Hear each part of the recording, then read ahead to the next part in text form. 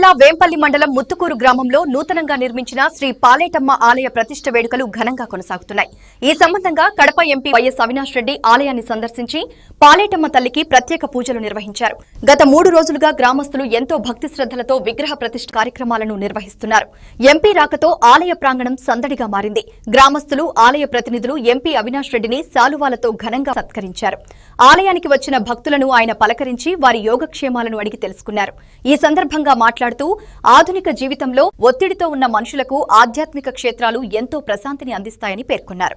ముత్తుకూరులో ఈ కార్యక్రమాన్ని నిర్వహించడం సంతోషంగా ఉందన్నారు.